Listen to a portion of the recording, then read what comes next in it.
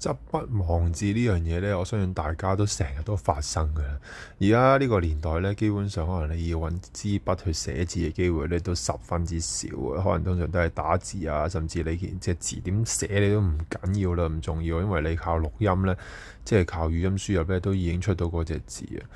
呢一個情況就係一個新嘅轉變啦。其實你係咪真係需要去學識去寫一手靚嘅字呢？我諗翻起我平日我寫字就超級核突嘅。我估我係嗰啲手嗰啲肌肉咧協調唔到啊。